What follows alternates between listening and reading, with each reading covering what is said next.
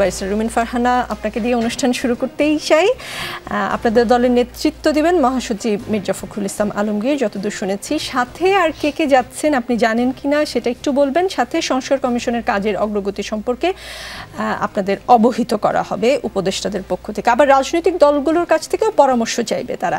তো আপনারা কি পরামর্শ ঠিক এই মুহূর্তে, 2 মাস হতে চললো সরকারের, নানান ধরনের আলোচনা সমালোচনা আছে, আপনারা গিয়ে সরকারকে কি পরামর্শ দেবেন?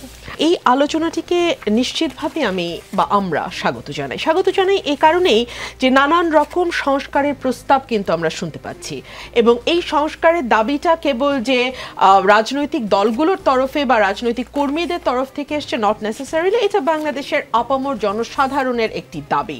আমাদের সংবিধান সংস্কারের কথা এসছে, সংবিধান পুনর্লেখন হবে না সংস্কার হবে সেটা নিয়ে ডিবেট চলছে, আমাদের অর্থনীতির অবস্থা ধ্বংসের দ্বারপ্রান্তে সেটা সংস্কারের বিষয় আছে, এবং সর্বোপরি আমাদের রাজনীতি মেরামতের কথা আসছে, রাষ্ট্র মেরামতের কথা আসছে। এবং এই কথাগুলো হঠাৎ করে এই জুলাই মাসেই শোনা যাচ্ছে, ব্যাপারটা তেমন নয়। আপনারা যদি আরেকটু পেছনে তাকান, আপনারা দেখবেন যে 2018 সালে যখন নিরাপদ সড়ক আন্দোলন চলছিল, তখনও কিন্তু রাষ্ট্র সংস্কার, রাষ্ট্র মেরামত এই শব্দগুলোর সঙ্গে বাংলাদেশের মানুষ ধীরে ধীরে পরিচিত হয়েছে।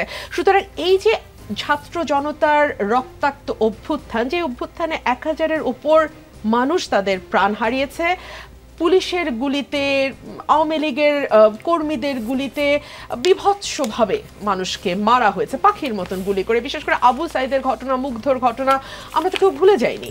আমরা ভুলে যাইনি আমাদের 22,000 থেকে 25,000 মানুষ এখনো হাসপাতালের বিছানায় নানানভাবে আহত। আমরা ভুলে যাইনি আমাদের কয়েক হাজার মানুষ তাদের চোখ হারিয়েছেন অথবা পার্শিয়ালি তারা ব্লাইন্ড হয়ে গেছেন।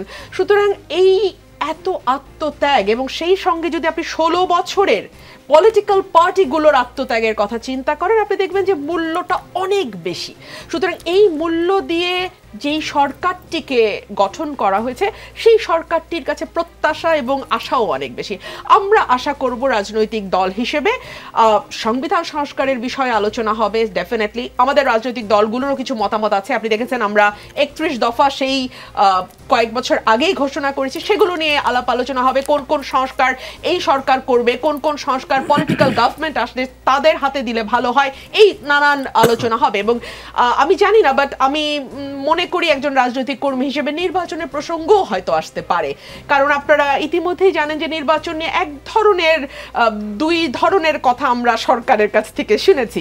আমরা সেনাপ্রধান, আমরা তো সরকারের অংশই বলতে পারি, তাই না? আমাদের সেনাপ্রধান বলেছেন 18 মাসের মধ্যে নির্বাচন, আবার একই ইন্টারভিউ, রয়টার্সের দেওয়া ইন্টারভিউতে আবার আরেক জায়গায় তিনি বলছেন সংস্কারের পর 18 মাস। এটা নিয়ে এক ধরনের বাহাস তৈরি হয়েছিল। তখন আমরা দেখলাম যে প্রেস সেক্রেটারি তিনি পরিষ্কার করলেন যে না, এটা আসলে সংস্কারের পরে, এবং সংস্কার পরে 18 মাসও বললেন না, বললেন 6, 12, 18, যেটাই হয়তো সময় বলবে। এই জায়গাগুলোতে না আমার মনে হয় ট্রান্সপারেন্সি থাকলে ভালো হয় দুই তরফেরই। ধরেন আপনি অনেক কিছু বলছেন না, আমি আমার মতন করে সেটা ব্যাখ্যা করে নিচ্ছি, বা আমি অনেক কিছু বলছি না, আপনি আপনার মতো ব্যাখ্যা করছেন। এটা না, এই সরকারটির সঙ্গে রাজনৈতিক দলগুলো এবং দেশের আপামর জনসাধারণের সম্পর্ক যতটা স্বচ্ছ হবে, ততটাই দেশের জন্য মঙ্গলজনক। এবং এই বাংলাদেশে কেউ কারো প্রতিপক্ষ নই। আমরা বিএনপি যারা করি দলটি, আমরা কিন্তু অন্য কোনো দলের প্রতিপক্ষ নই। আমরা আমাদের প্রতিদ্বন্দ্বিতা নিশ্চয়ই থাকবে ভোটের মাঠে, কিন্তু প্রতিপক্ষ বলতে যা বোঝায় আমরা কেউ নই। আমরা সকলে আসলে একটা নতুন বাংলাদেশের স্বপ্ন দেখছি। জি।